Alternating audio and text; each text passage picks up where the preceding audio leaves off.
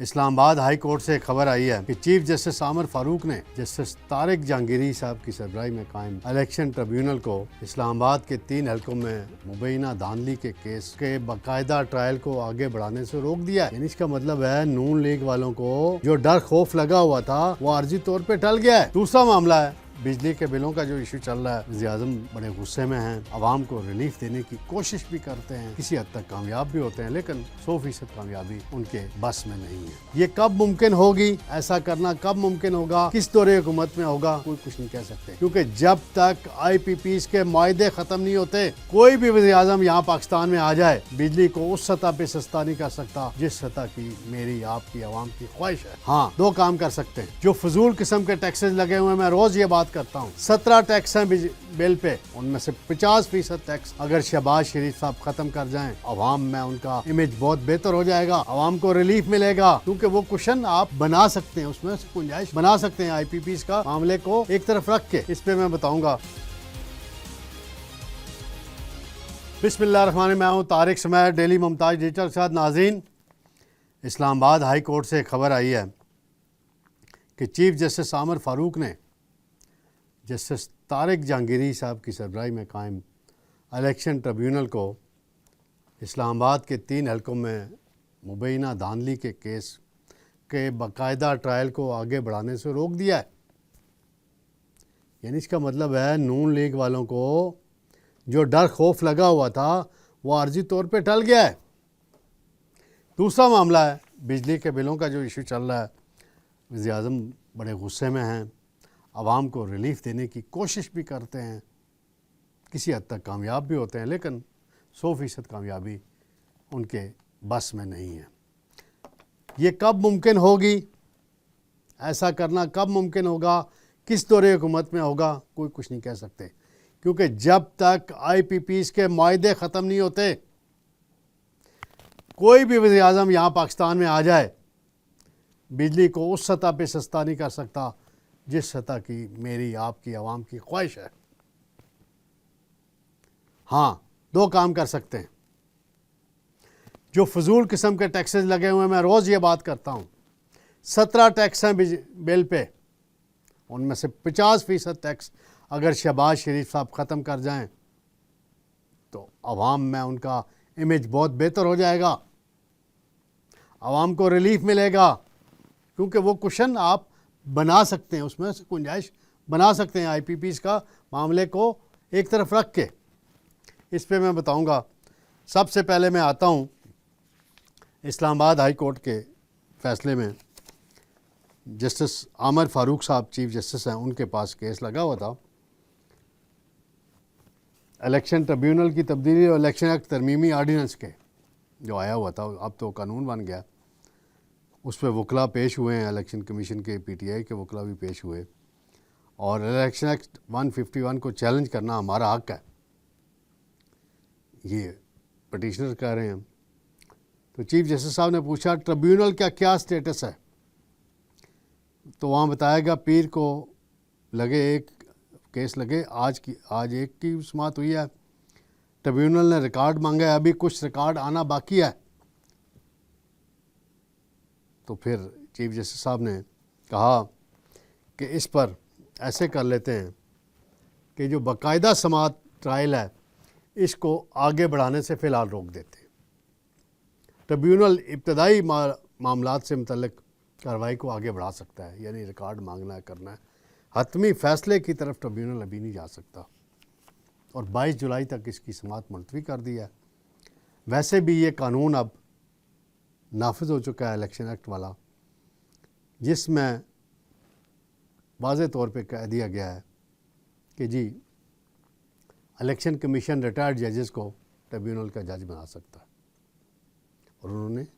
کسی حد تک کچھ کیا بھی، ایک نوٹیفیکیشن 2 بھی کیے تھے۔ اب اسمبلی سے بھی بل پاس ہو گیا ہے، ادھر سے بھی ہو گیا، اور اس کا مطلب اب واضح ہے، وقتی طور پہ طارق فضل مٹھائیاں بانٹ رہے ہیں، راجہ خرم بھی مٹھائیاں بانٹ رہیں گے، اور انجم وکیل بھی بانٹیں گے، لیکن انجم وکیل بھی ابھی توہین عدالت کی تلوار لٹکی ہوئی ہے، ان کے وکیل کی غلطی سے ان کو توہین عدالت کا نوٹس ملا ہوا ہے، وہ ابھی معاملہ زیر سماعت ہے۔ دیکھتے ہیں یہ آگے کیسے بڑھتا ہے۔ دوسرا معاملہ ناظرین، بجلی کے بلوں کا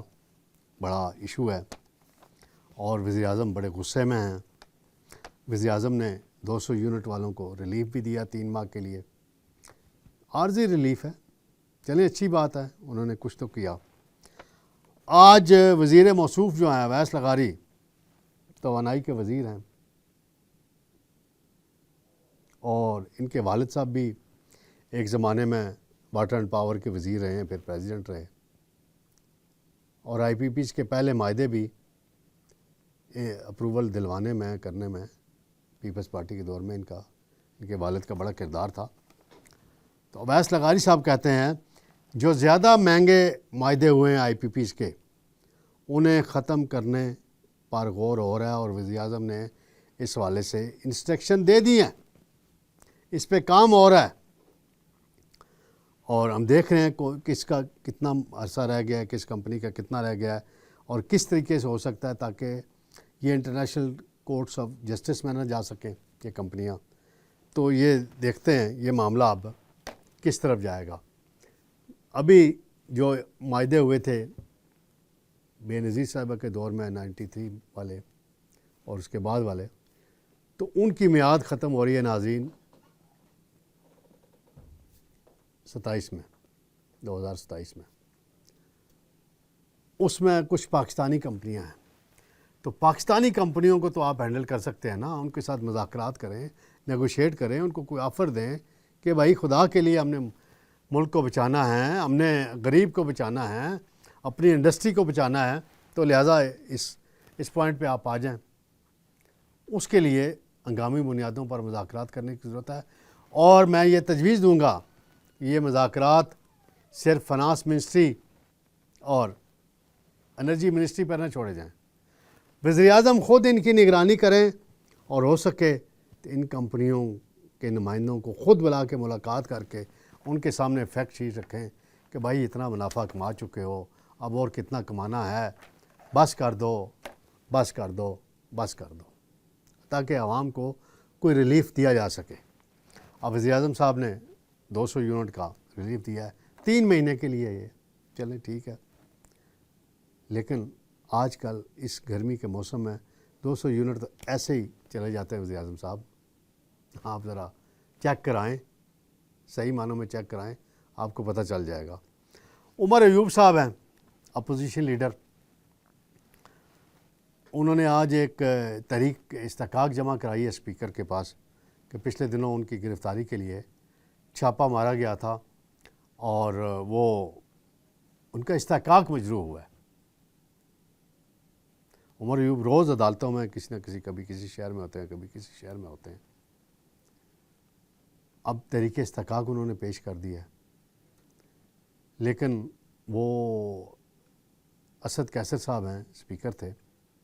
ان کو بھی یاد دہانی کل خواجہ آصف صاحب نے بھی کرائی تھی، میں بھی تھوڑی سی کرا دیتا ہوں کہ اس وقت جب ایم این ایز پکڑے جاتے تھے تو کوئی اسپیکر سے اجازت نہیں لی جاتی تھی، نائب اپنی مرضی سے پکڑتا تھا، اور 2-4 دن بعد عدالت سے وہ کر کے پیشی وشی کر کے